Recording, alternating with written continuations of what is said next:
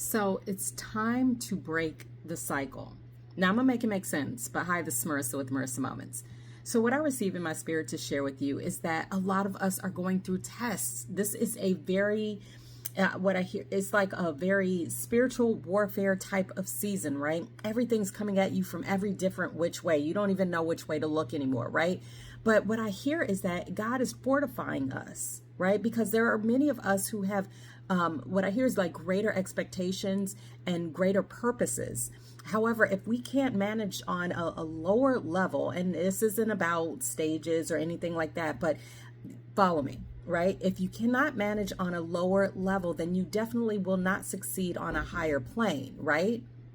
So that's why God is allowing us to be put through these trials and tribulations. It's not for any type of, what I hear is almost like toxic, like enjoyment or entertainment or anything like that. It's not to be abusive or any of these things, but what it is to make sure that we're breaking the cycle, right? Because we have a tendency, you have a tendency, we have a tendency of responding to things in such a way that it's almost like we become predictable, right? Like somebody says something and they're like, watch this, I know what they're going to say.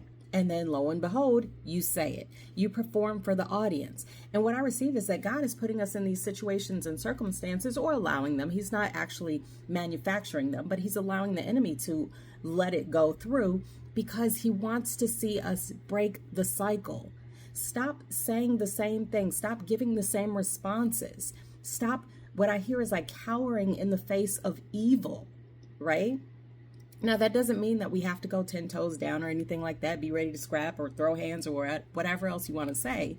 But what it means is that let's give a different response. Sometimes that response can be that I'm going to persevere. I'm going to push forward when previously maybe you would cower, right? Maybe you would allow the damage to do the damage that it was intended to do. That was a lot of do's. Hopefully you followed it, right?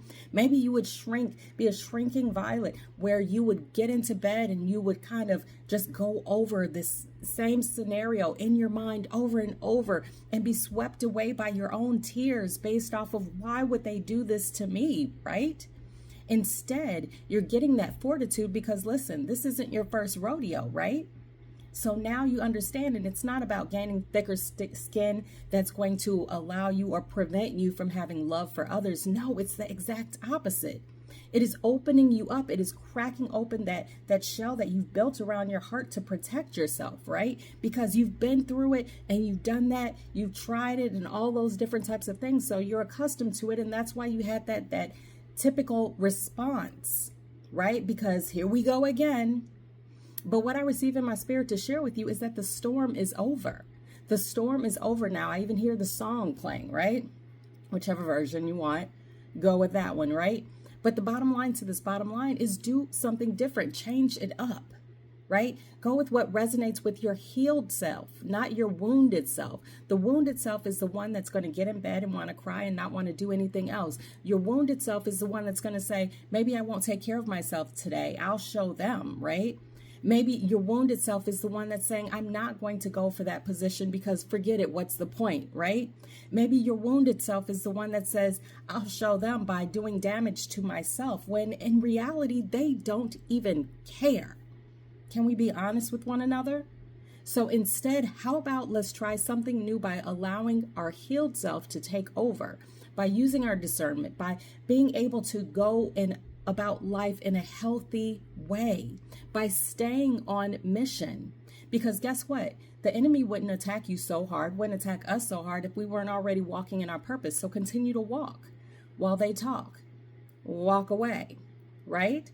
We don't have to stoop to anyone's level. We don't have to exist in fear. We don't have to do any of the things that we used to do back then, because how well did they work out for us then, huh? So it's time to switch up the game. What I hear is scare the devil, because he'll never see it coming. Do something new, continue to ascend, continue to heal. You've got this. Don't let him scare you. That's it. Thank you so much for watching. Apples and tomatoes, all the things, and bye.